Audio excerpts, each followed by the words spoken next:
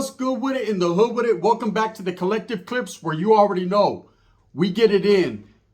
Trip out. Before we get it in, let's hit that like and subscribe button. Put your notification bell on all so that way you're directed in the directions of the dope content I'm kicking.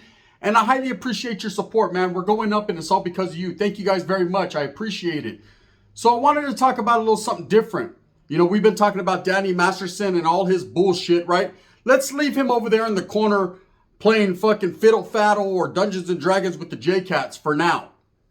And let's talk about some real life things that are happening in the city of San Jose. For those of you that have never been to the city of San Jose in the South Bay area of California, it is one of the most established and vicious places in Northern California, man. It's very old school, okay? There's been Nortenos and southsiders established in the city of San Jose, California for a very, very long time. I myself have done a lot of time all the way from the youth authority to the correctional facilities of prison with a lot of guys from Saho. And all I can say is my utmost respects goes to the city of San Jose and the soldados north and south within the city. Okay, San Jose ain't no punk. It ain't nothing to be played with. Nowadays, when you cruise through the city of San Jose, you're still going to see the graffiti. You're going to still see the gangbanging. But what you're going to see more now is a lot of these youngsters get into the program of getting that bag. There's a lot of people that have set aside all the gangbanging to get to the bag, because ultimately that's all that matters, man. You gain your respect basically by your clout and by what you have. If you have nothing to show for the merits and the work that you're putting in, then you're going to be looked at as a poop butt. That's just what it is. That's for every city, all the way from Northern California to Southern California. But in San Jose, I've noticed recently, man, it's more so people out there getting to the money in that bag than anything. But that doesn't stop the program. The gangbanging is still absolutely real, especially when it becomes north and south issues or red on red or blue on blue, because there has been times where individuals will fight each other, whether they all be Norteños or Sureños, they still go at it. So over the weekend, man, something tragic happened in the city of San Jose. It was brought to my attention by one of my homies from San Jose that, it's going to be hot on the streets out there. And usually in the city in Northern California, and I can speak on behalf of Northern California because that's where I'm from, when shit heats up, it gets caliente, right? It gets very hot. And in a city like San Jose, they don't take things lying down. When someone gets shot, killed, maimed, murdered, tortured, whatever happens, vatos double back and bite back like great white sharks. That's why they call them sharksteros. The city of San Jose definitely will bite back, man, and fight back. Everything I could tell you about the history of San Jose, I could sit here and be here all day. But I can just tell you, in Northern California, it is one of the strongholds. It is one of the most established places of Chicanismo as well as gang membership, north and south. Like I said, man, the history is deep when it comes to San Jose. San Jose in Northern California, just like Salinas, is considered our East LA of Northern California. Whereas in East LA, you have a deep, rich history of Chicanismo and, of course, Mexicano, Sureño flavor. It's vice versa up north. You have the exact same thing, only with a Norteño twist. But don't get it twisted. The Southsiders have been in the city of San Jose for many, many decades, man. They established a long time ago, and they've been there. So you will have a lot of north and south issues that go on, but not as many as were going on in the late 80s, early 90s, mid 90s. That's when it was really cracking off. You got to the 2000s, things started to slow up just a little bit. But again, like I said, when something happens in San Jose, it's a powder keg. It only takes one incident to set the city off, and then the city's on fire and everybody's talking about it. It's crazy that a big city the size of San Jose can become small when it comes to gangbanging, right? Everybody knows everybody, and everyone knows what's going on with all these different barrios. So anyways, over the weekend, a candlelight vigil was being held for a Norteño gang member or an alleged Norteño gang member, right? And just like the movie Colors, man, when they were having the funeral and the scene bust out and, they start, are we scared of these gang members? Are we scared of these hoodlums? Get down, right? Get down, because they did a drive-by shooting and a whole bunch of people were blasted at. Well, the same thing took place at a candlelight vigil, man. And when's it ever going to cease? When's the gang violence going to stop? While others are getting to the fucking paper and the program, there are still those that feel a certain way about their rivals, right? There still are those that feel a certain way about putting in work. They feel the best time to catch someone slipping would be at a funeral, a vigil, a candlelight vigil, things of that nature, because you know that there's going to be a good gaggle of guys together from the rival faction or the rival gang. So I'm not going to tell you who exactly done this, because I don't know and can't pinpoint, wouldn't tell you anyways exactly who did this movida. But it was a dangerous, dirty, grimy tactic, and it happened, man. Shit happens, especially in a city like San Jose that's known for retaliatory things and just gangbanging, period. So over the weekend, a candlelight vigil was held for a guy, rest in peace, named Chucky, right? Chucky from the east side of San Jose, who was very well known out there. And he passed. You know, how he passed and why he passed, I know, but that's not even the situation here or a big deal, right? I'm going to respect his family, his homeboys, his barrio, and not speak on that. But he passed, okay? And they were holding a candlelight vigil right off of Story and King. And at this vigil, there were several Norteño gang members, alleged Norteño gang members, as well as his family and friends and supporters that came to pay their last respects to him at a candlelight vigil. You know, these things happen all the time when a fallen soldado or someone who's respected loses his life, whatever the reason may be behind it. People gather together in car washes to raise money and just for the memory of their homeboys. You know, I've always noticed in life, you're not as celebrated as you are in death. When you die, that's when everyone kind of takes a step back and they pay their last respects. And a lot of people will speak on you and talk about old school war stories and things of that nature. So anyways, this is what was happening there. There was a group of alleged Norteño gang members that had gathered from different various barrios to mourn their fallen homeboy, the fallen soldado, and shots rang out. Okay, shots rang out and 3 people were hit. Now, according to what I heard, I've heard a lot of different stories and it could be set on the plate of a lot of different people who were involved, right? I've heard everything from a north-south incident to just rivals in a different gang. And I pretty much have come to the conclusion and know what time it is because I've actually spoken to someone who was actually right there when it happened.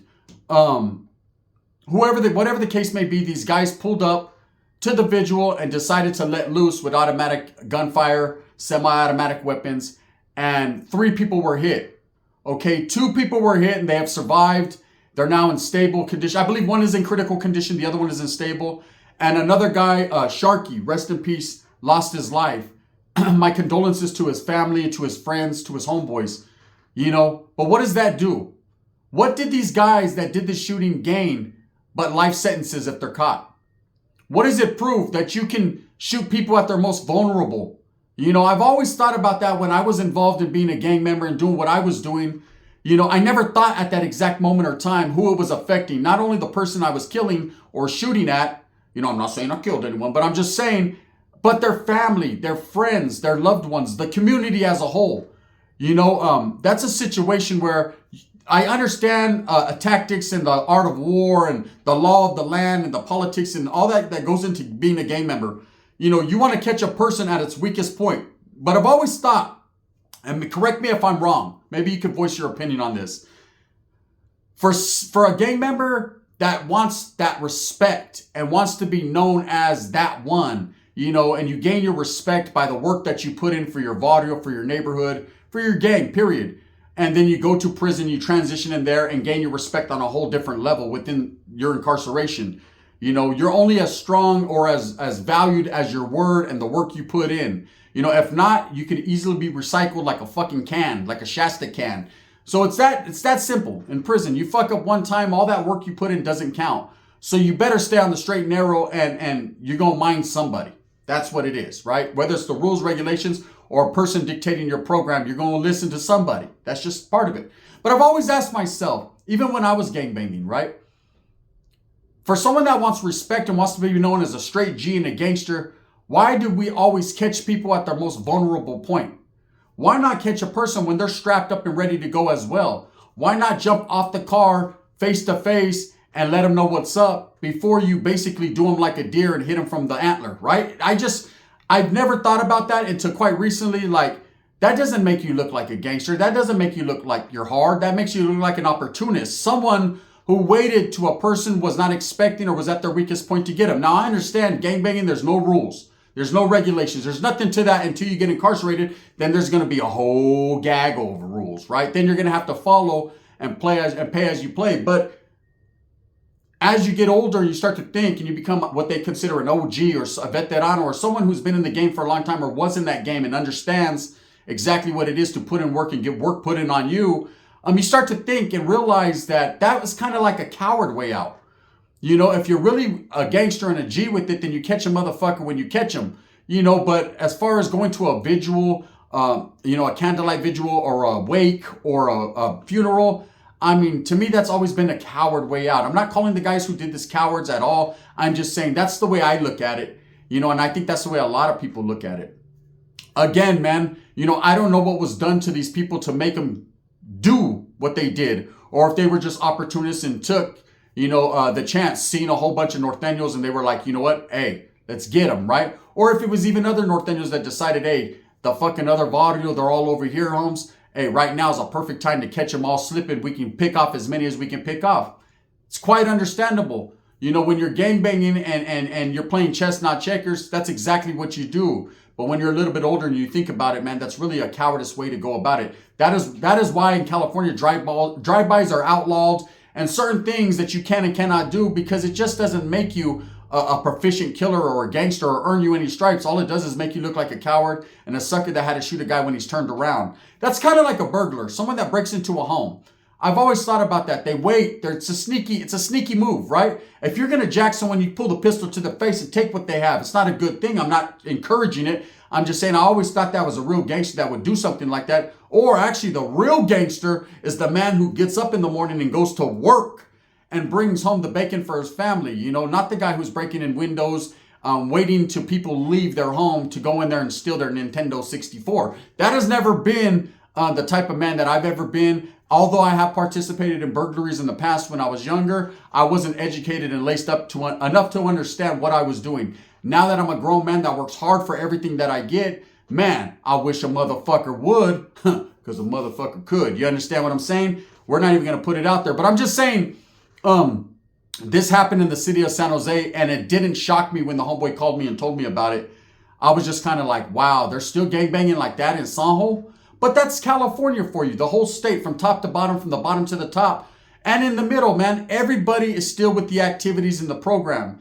Gang members will never go anywhere. There are gang members born every day. There are guys that got the game twisted every day. It's how you conduct yourself as a man and what priorities you set within yourself. And you got to have morals and values. Now, I know there's going to be a lot of people say, well, gang members don't have morals and don't have values. That's furthest from the truth.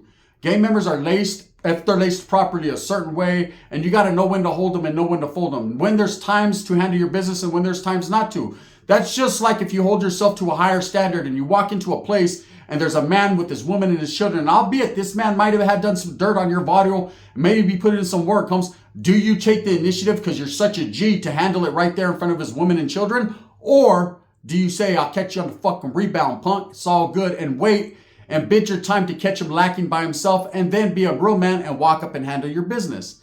It could go either way. There's going to be a lot of people that say anybody can get it at any time. That's gangbanging. It is what it is. And I understand that.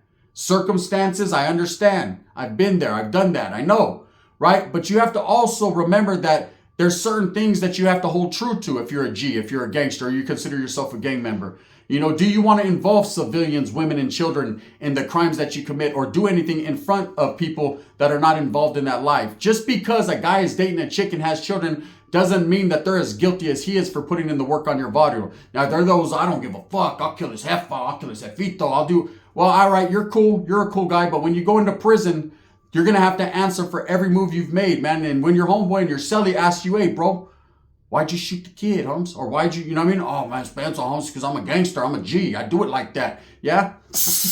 We do it like that. Woo! Right? Now you do it on the SNY like that. With Danny Masterson over there kicking back, fucking hula hooping together. You feel that? You feel that? Right? You're getting your key and pill on. I'm telling you, man, at the end of the day, shit like this happens all the time in Northern California and Southern California. But it's crazy, And when the homeboy reached out to tell me about it, I was just like, wow, bro. Vatos can't even bury their dead. And it's not like this is brand new. This in the state of California has been happening for decades.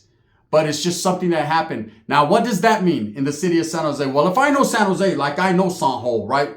Them Sharksteros are fucking, they smell chum, homie. They smell bait. And things like this just keep going. It snowballs, right? Nothing like this gets left alone. You think that you would expect people just to say, all right, bam, we lost 2 homeboys. One homeboy passed away because of this. Another homeboy gets killed because of that. No, all that does is alert the youngsters to put their antennas up and say, you know what? Hey, now we're hunting. Now it's our turn. And the beat goes on like a whisper song. It just keeps on going back and forth because at the end of the day, that's what gangbanging is, man. That's what true gangbanging is. The back and forth, and at the end, nobody wins. There's a lot of mothers crying, and there's going to be another vigil and another burial and another one after that. And it's just going to keep on going until someone ultimately puts their foot down and says enough is enough. And then he's going to be dictated or labeled, excuse me, I used the word dictated, it doesn't even count there, right? He's going to be labeled a coward because, hey, homie, you let your homeboy go, die unanswered for, right? But it takes a bigger man to say, you know what?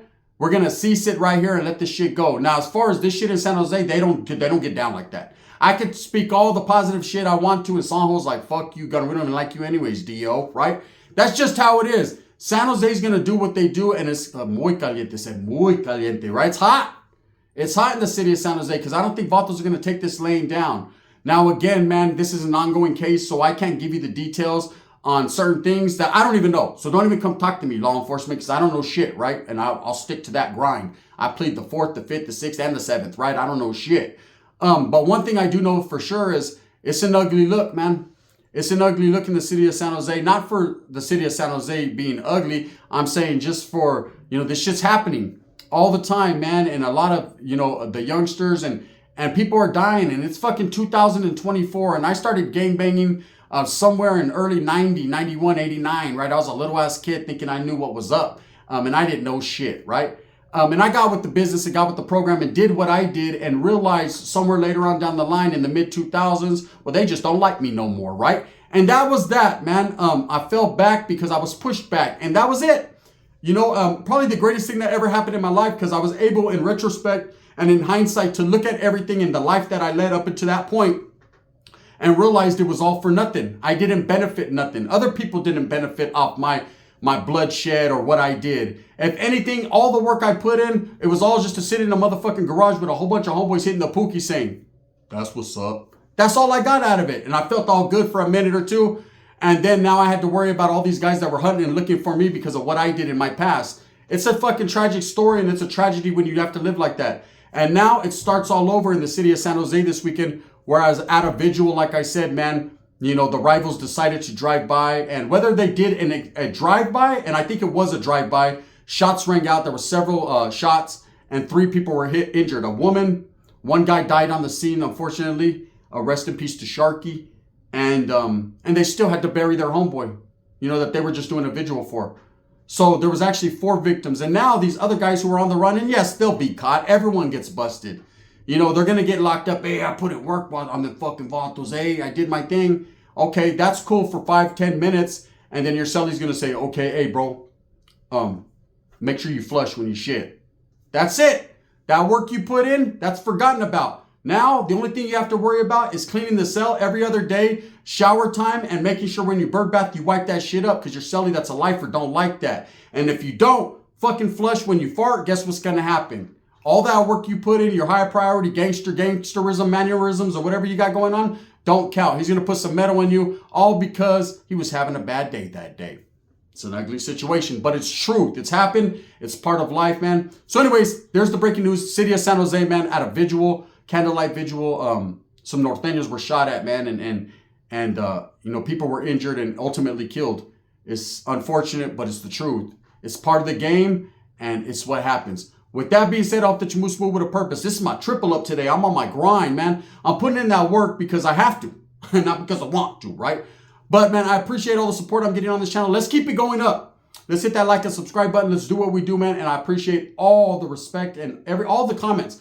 How do you feel about this situation? Is it just happens, or, that's chalk it up to the game, or are you tired of it?